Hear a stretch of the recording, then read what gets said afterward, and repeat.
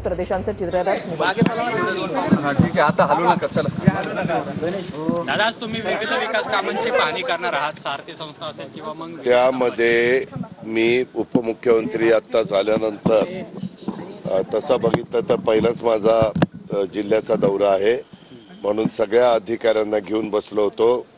आपल्याला सगळ्यांना माहिती आहे की गेले मागच्याही टर्ममध्ये आम्ही अनेक कामं मार्गी लावण्याचा करता प्रयत्न केला, परंतु मध्ये आचारसंहितेच्या काळामध्ये त्याला जरा ब्रेक मिळालेला होता. पुन्हा इथले मेट्रोच्या संदर्भातली कामं असतील, इथल्या रिंग रोडच्या संदर्भातली कामं असतील, इथलं ट्रॅफिकचा समस्या आपल्या पुणेकरांना फार भेडसावायला लागलेली आहे, त्याच्याबद्दल आम्ही सगळ्यांनी ठरवलं की 15 दिवसांनी ते म्हणले थोडासा वेळ द्या, 15 दिवसांनी एक मीटिंग लावा. त्या मीटिंगमध्ये कोण कोण पोलीस खाता असेल, PMC PCMC वगैरे सगळे ह्यांना बोलून विभागीय आयुक्त, कलेक्टर, ट्रॅफिकचे प्रमुख असे सगळ्यांना बोलून त्याच्यातनं मार्ग काढायचा. बरेचसे लोकप्रतिनिधी पण भेटायला आलेले होते, त्यांचे पण काही प्रश्न होते. अशा काहींचे PMRDC होते, काहींचे PMCचे होते, काहींचे PCMCचे होते, काहींचे विभागीय आयुक्तांची होते. कलेक्टरचा चार्ज सध्या, आज त्यांच्या मुलीचं रिसेप्शन आहे, काल का काहीतरी लग्न झालंय, त्याच्यावर सध्या संतोष चव्हाणांच्याकडे चार्ज आहे. म्हणून ह्या सगळ्याच सहकाऱ्यांशी चर्चा केली आणि आता सारथीला जरा चाललोय, कारण सारथीच्या बद्दल पण काही त्यांचे प्रश्न आहेत, ते मला समजून घ्यायचे. ते आमच्या नियोजनच्या अंडर येतं सारथी, त्याकरता ते समजून घ्यायला चाललोय. आणि त्याच्यानंतर तुळापूरला पण जाणार आहे. त्यानंतर विजयस्तंभ, तिथं पण उद्याच्या 1 तारखेला गर्दी खूप मोठ्या प्रमाणावर होते. त्याच्यामुळे संभाजी महाराजांच्या स्मारकाच्या बद्दल मागे स्वतः एकनाथराव शिंदे साहेबांनी भूमिपूजन केलं होतं. आम्ही दोघेही उपमुख्यमंत्री त्याला हजर होतो. त्याही कामाला थोडीशी आम्हाला गती द्यायची, चालना द्यायची. तिथं केमचा एक प्रश्न निर्माण झालेला आहे, पण विभागीय आयुक्त आता म्हणले की दादा माझी केम हॉस्पिटलची जागेचा बद्दलचा, तर तो प्रश्न आम्ही त्याच्यातनं मार्गी काढू. म्हणजे मला आयुक्त म्हणले की माझी चर्चा झाली, ते म्हणले की ठीक आहे आम्ही तिथून जायला तयार आहे, परंतु आम्हाला पर्यायी जागा जर दिली तर आम्ही पर्यायी जागेमध्ये शिफ्ट होऊ. अशा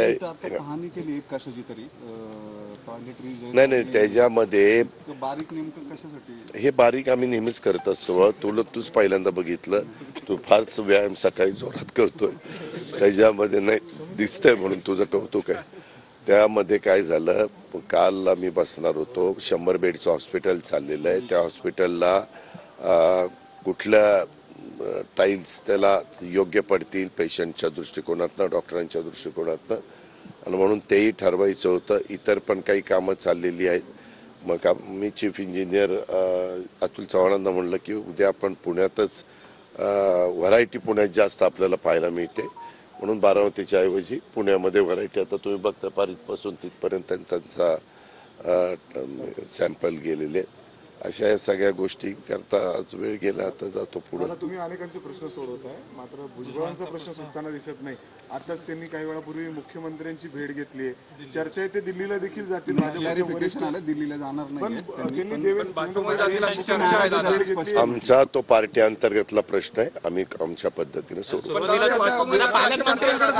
पार्टीचा जरी प्रश्न असला तरी दादा. तर भुजबळांबद्दलचा प्रश्न विचारल्यावर अजित पवारांनी स्पष्टपणे म्हटलंय की तो आमचा पक्षांतर्गत प्रश्न आहे, तो आम्ही सोडू, असं अजित पवारांनी यावेळेला म्हटलेलं आहे. आणि सोबतच पुण्यामधील वाहतूक कोंडीवर लवकरच मार्ग काढणार असं अजित पवार यांच्याकडून या ठिकाणी सांगण्यात आलेलं आहे. आमचा पक्षांतर्गत हा प्रश्न आहे. भुजबळांवरच्या प्रश्नावर दादांनी हे उत्तर दिलंय.